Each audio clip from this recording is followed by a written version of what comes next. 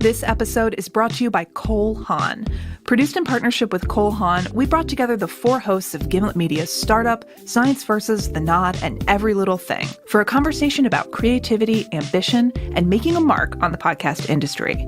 I feel better when I'm striving. I can't even remember a piece where I'm like, well, that was perfect. And that whole thing that there is no perfect. There is no perfect. Mm-mm. No, there is. To hear this extraordinary conversation, produced in partnership with Cole Haan, go to extraordinariesonthemic.com. That's extraordinariesonthemic.com.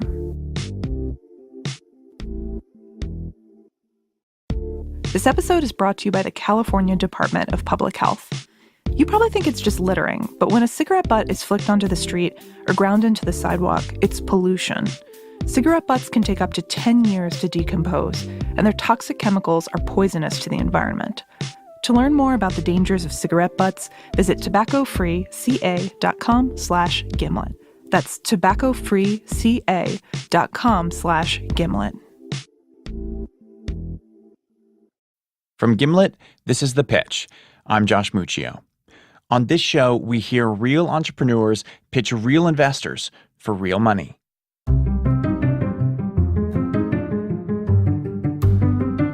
It comes down to that critical moment when founders put it all on the line and investors decide their fate. You could do gambling in a hotel room in Vegas. That's not convincing to me. Can I talk? Okay, first of all, shame on you.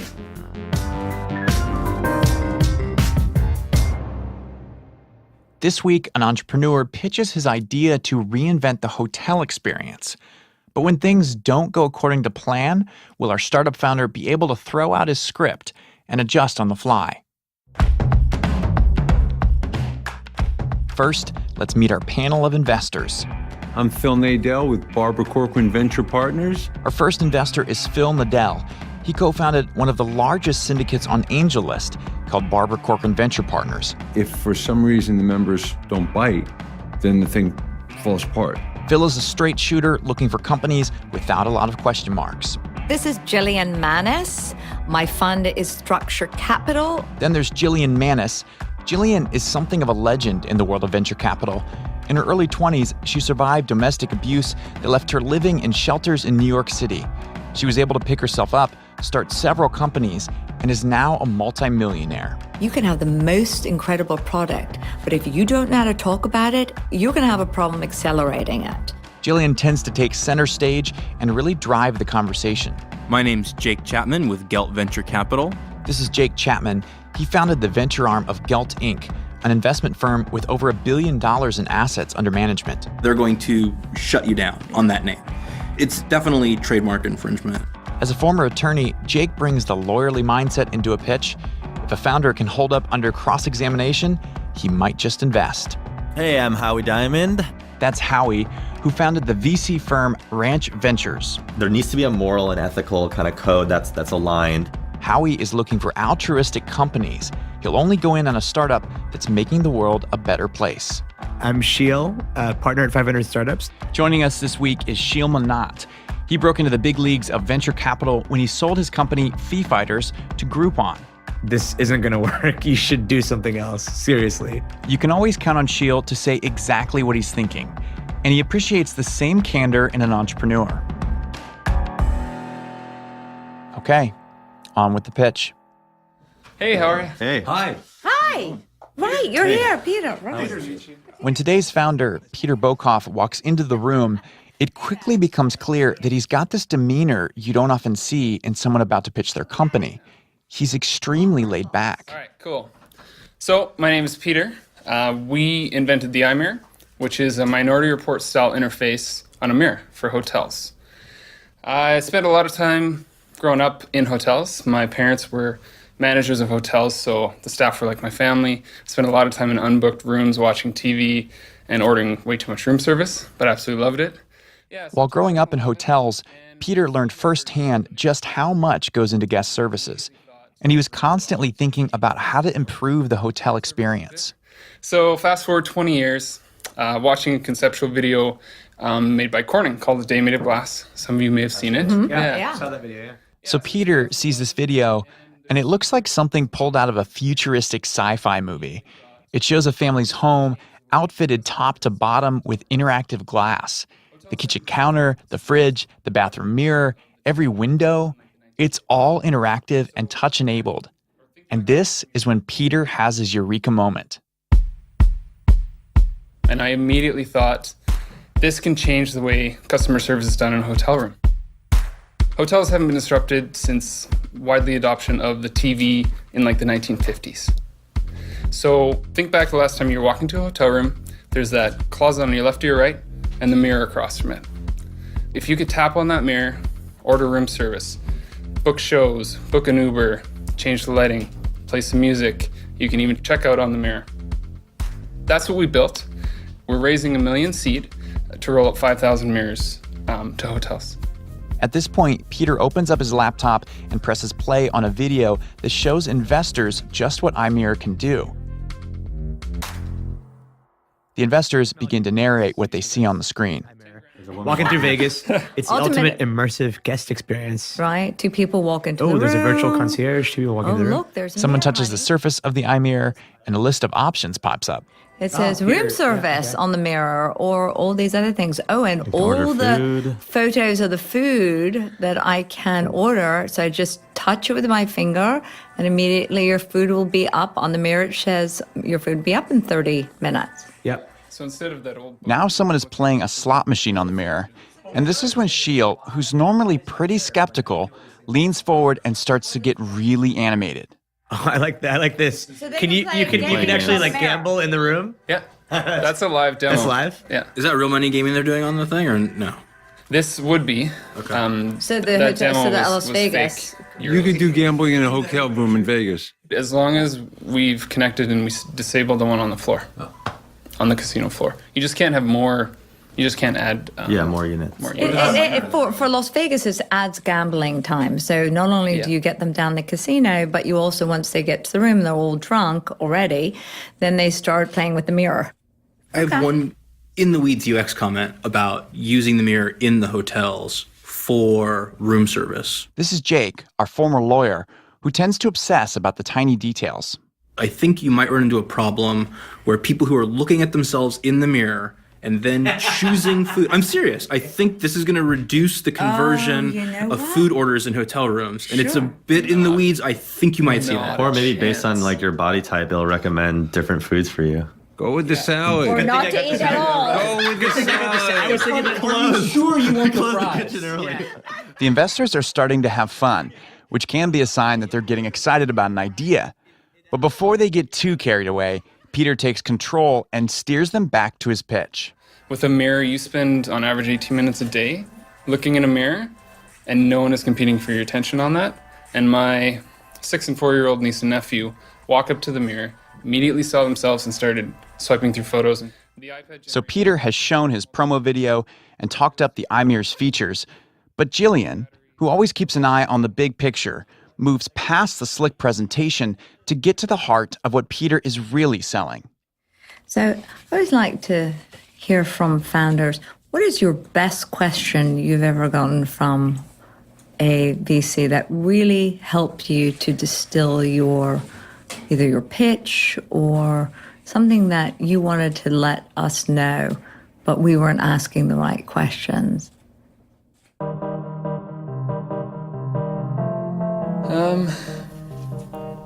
It wasn't a VC, but it was Rob from 500 Startups. Okay. And he really wanted to instill telling the story of, because people don't understand that it's a pain point in a hotel room. Yes. But the hotels are suffering a lot by not being able to reach millennials.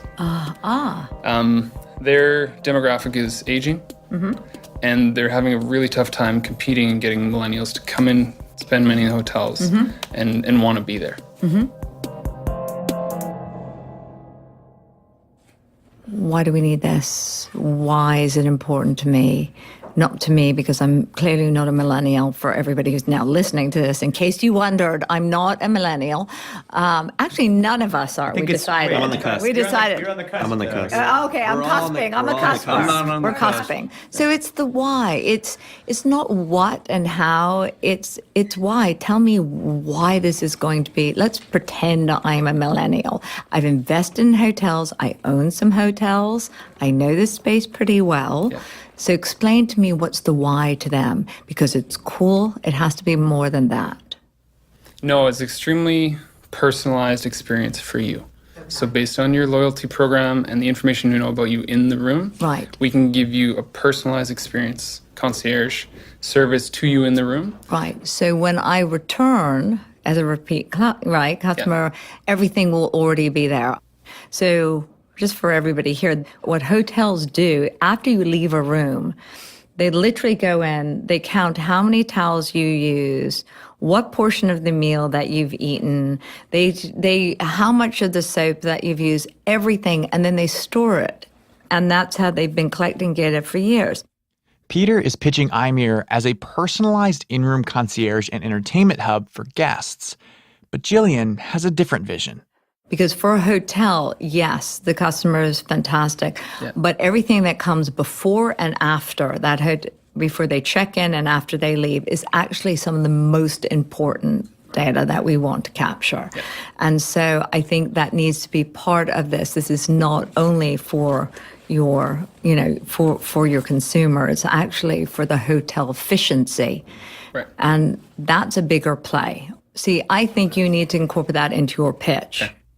Really interesting. I mean, I know I've talked to a gentleman who used to run hospitality for the Ritz-Carlton. Oh, yeah. And he was talking about this, that they would come into the room afterwards. Oh, yeah. And if you had moved the waste bin from next to the desk to at the foot of the bed, the next time you stay at a Ritz, the waste bin will be at the foot of the bed because they've come in and cataloged your personal preferences. Right.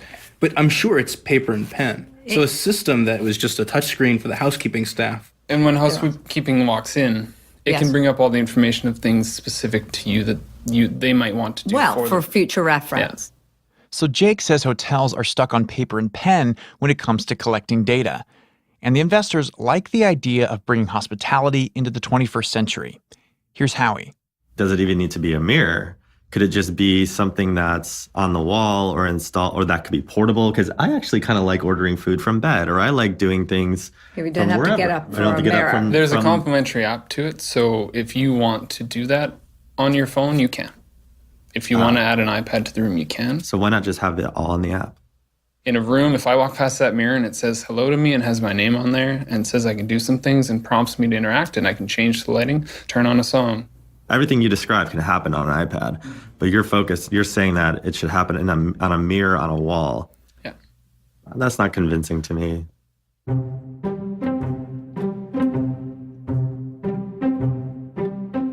Where is it live right now? We have live in retail. We have one big client that we have an NDA with, and then we launch with Tommy Hilfiger, their store of the future, in 2 weeks. So the iMirror isn't just an idea. It's already a reality, not in hotels, but in retail stores. It's basically a concierge fitting room experience. Right. The items pop up right on the screen, and you can learn more about the item, or you can ask for a different color and size. Oh. That information gets sent directly to the store associate. Right. They respond and they say, I'm coming in 1 to 2 or 2 to 3 minutes. And then they bring your item back. Oh. So you started in retail, but now you're moving to hotels. Why? Right. So hotel was always the vision. We just had our first big break with an international retailer. So it allowed us to get to commercialization and learn all the stuff we need to learn. So we'll be rolling out more mirrors in those as we go, but we're looking to do a pilot in hotels to start. So Pieter says hotels were always the vision. And the only reason he launched in retail is because a retail client saw his product and wanted to buy it for $450,000. But the question is, now that he's finally pursuing the hotel market, will he keep going in retail?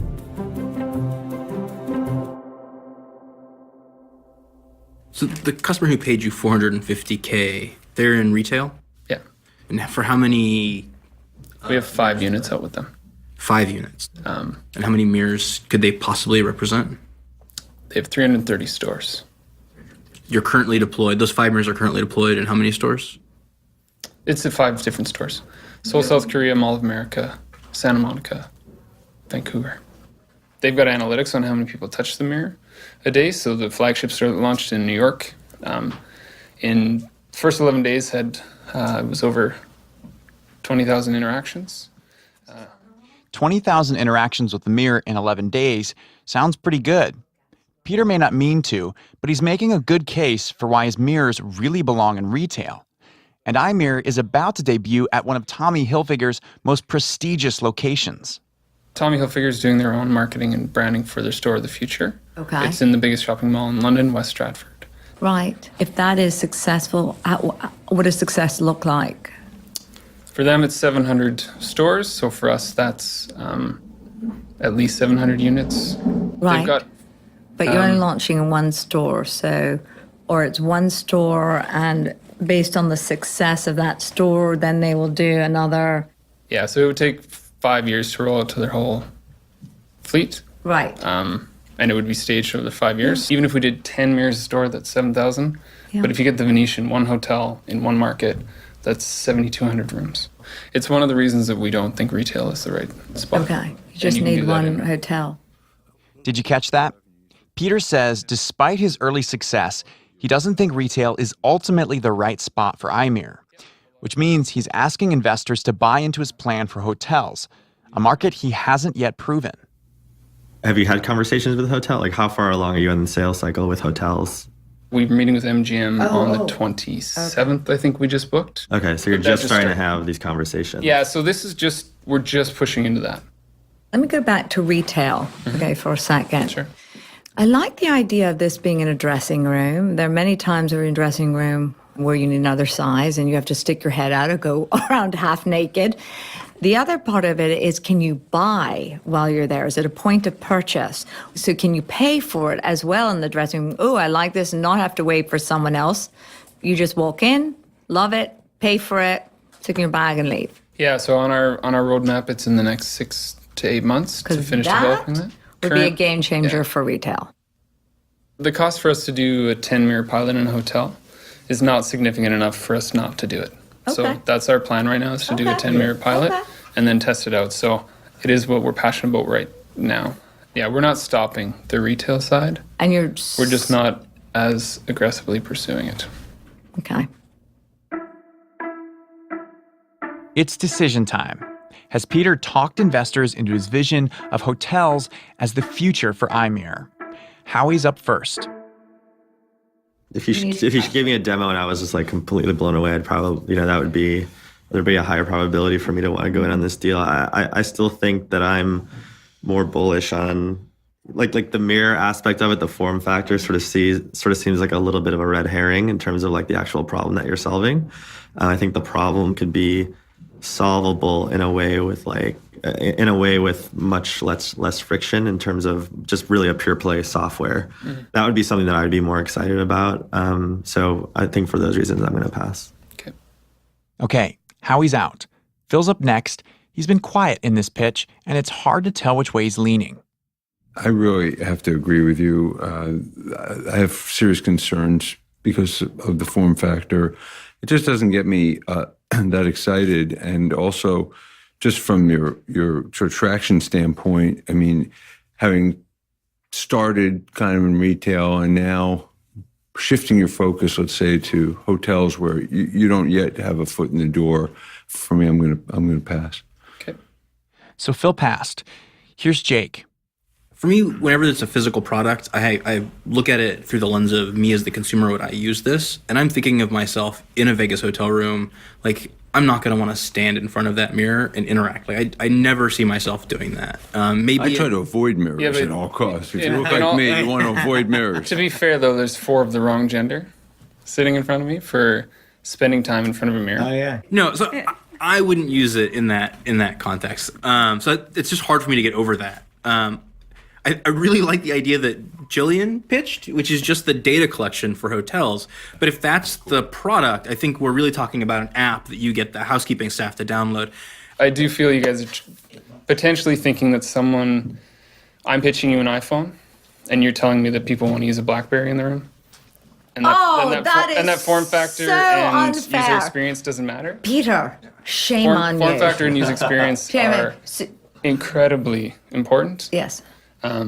So Okay. I do feel like you're trying to tell me that they want to use a BlackBerry in the room, which Can is I talk? correct. Okay. First of all, shame on you. And I'm Canadian too. Yeah, so yeah, it's- double shame on you. Up until this point, Jillian's been pretty responsive to this pitch. She highlighted what data brings to the equation, and she really keyed in to the retail side of things. But she did not like that iPhone versus BlackBerry comment. Here's the thing. We all start companies for millennials.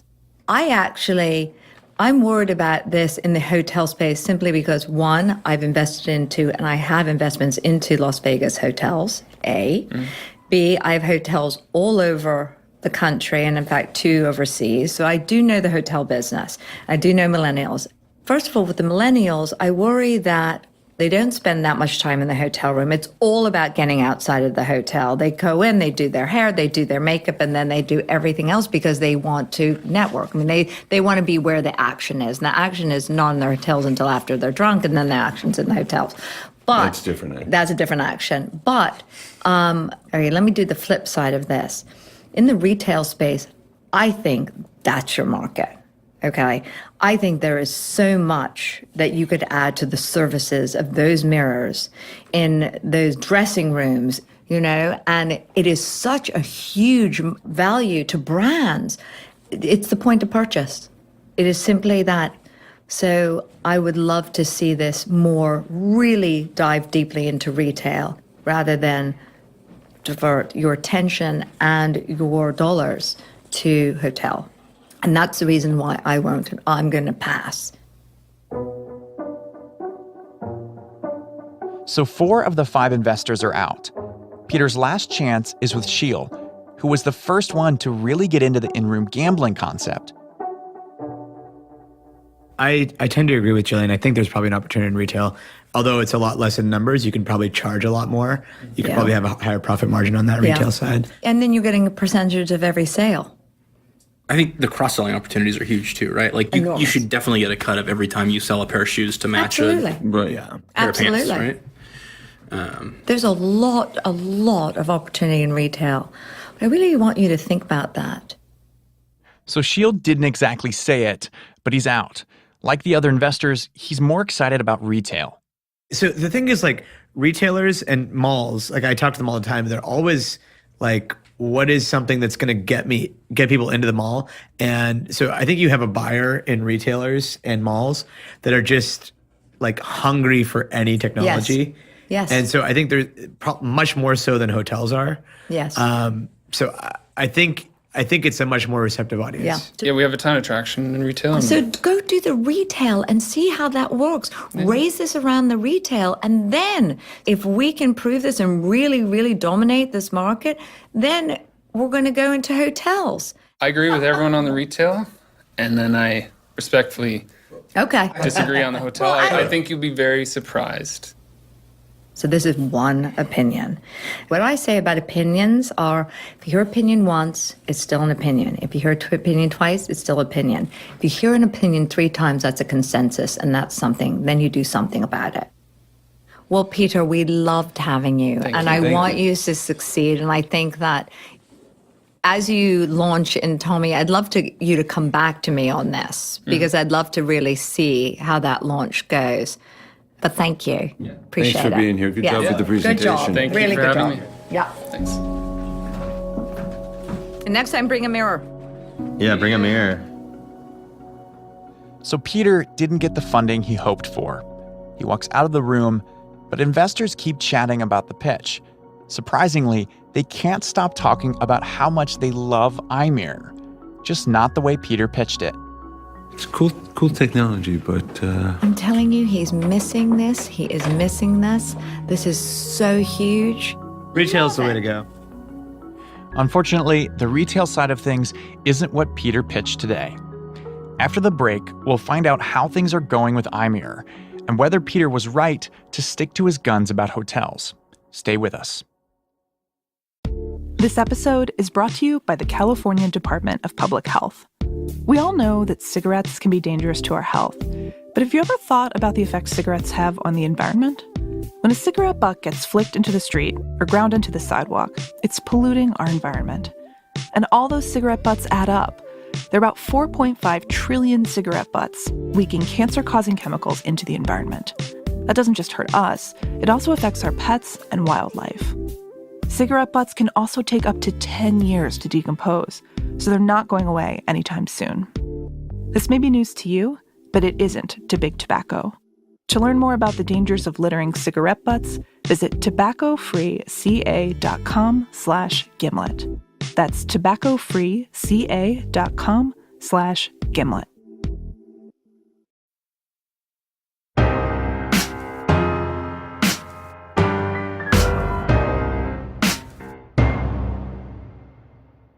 Welcome back. A few months after his pitch, I sat down with Pieter to catch up on how things are going with iMirror. How's business in general? What's happened since you came on?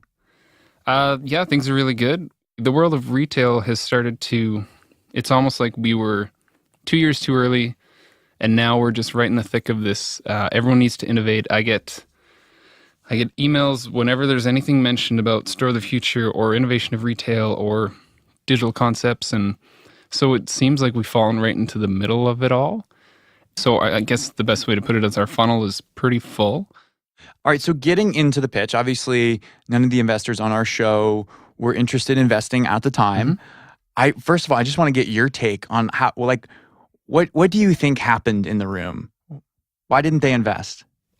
I think I had the wrong approach coming in as far as talking about this exciting portion of our business that I think we want to explore, which is the hospitality side, and doing a small pilot on there and getting some hotels you're talking about. Yeah, sorry, hotels, and getting some information back on whether or not that's a viable opportunity. And that's really a small part of what we do, because all of our traction is in retail and focus in retail. And so I was getting feedback in the room like, you should focus on retail. And I kept trying to say, like, that's where we do 98% of our stuff. And I think I didn't position in the beginning saying, hey, we make all of our money in retail, and we're raising money to accelerate the growth on the retail side and try a little test here. Do you think you were in error in going so far down the hotel? I mean, you were down that path and almost seemed like you were ready to kind of let go of the retail side. I think the thing is that knowing your audience going in is one thing, but reading them in the moment is different. And I perhaps didn't adjust quickly enough, or I didn't read it quickly enough to transition or to claw it back from the direction I was going. I was committed to the way I was going to pitch it, and there were two options of the ways to do it. And I think I got a little bit unlucky, and I think I also didn't adapt quickly enough, which is fine. That's probably what I learned the most out of it. Mm-hmm. So no clients on the hotel side yet? No. Okay. We want to keep our retail clients happy first. No, I think that's smart. And I think that's what the investors were getting at in the room. Because, I mean, hearing you now, it sounds like you completely agree with them. But in the pitch, in that room, you were really defending the opportunity in hotels. And they were like, well, you have the traction in retail. Just keep going for it. Yeah, I might have felt that they were saying there wasn't an opportunity in hotel.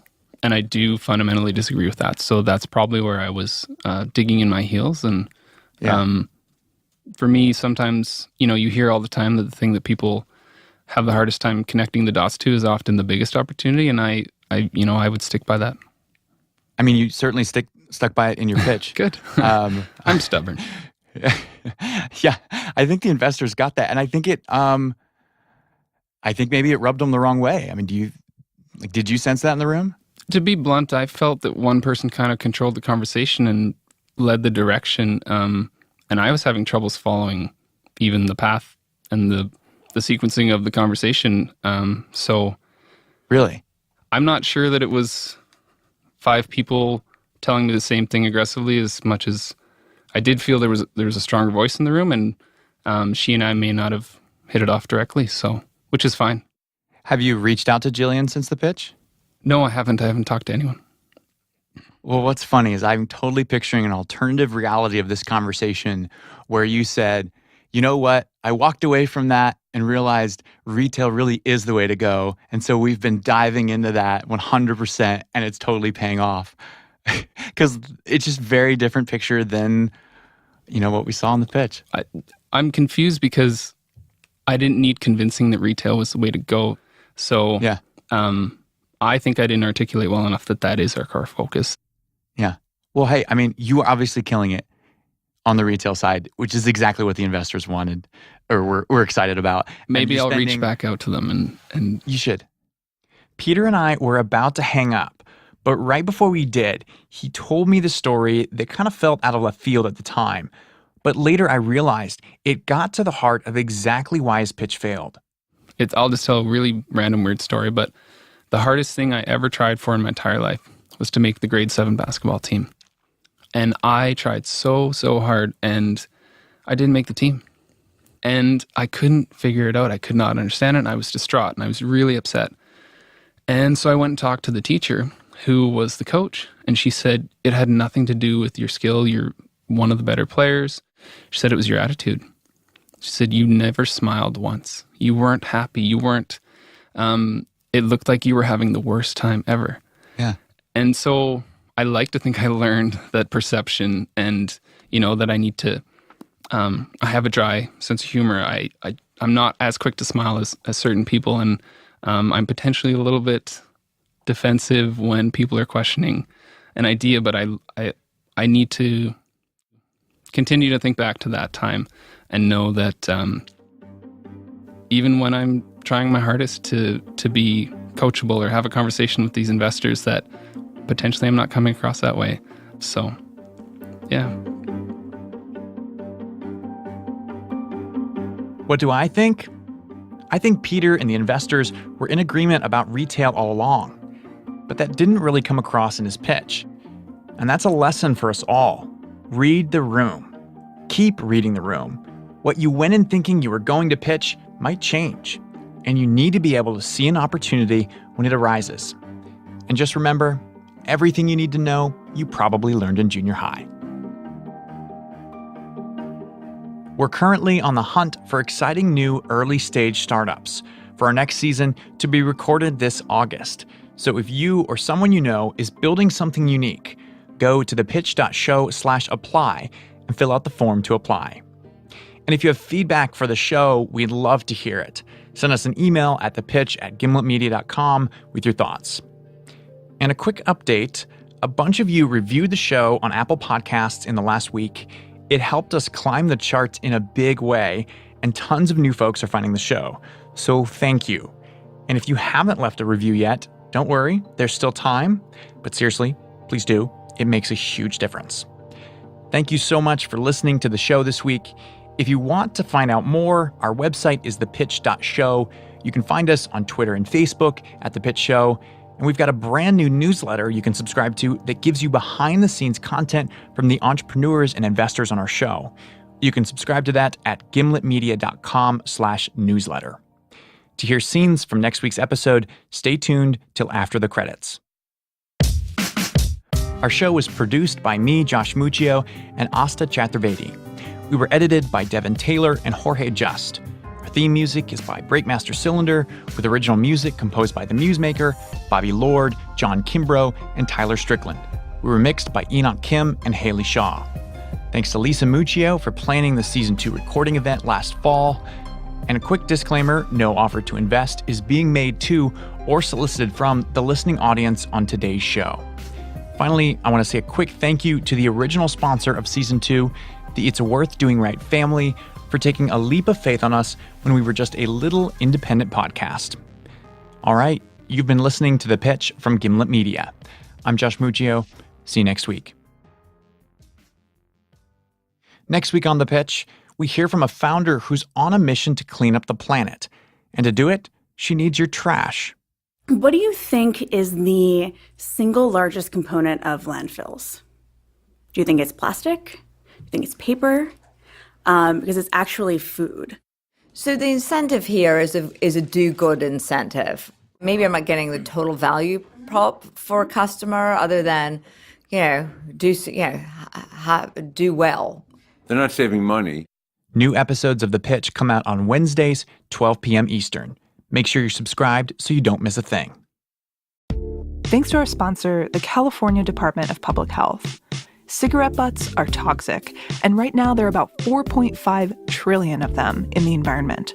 They pollute our streets, our waterways, and our parks. To learn more about the dangers of cigarette butts, go to tobaccofreeca.com/gimlet.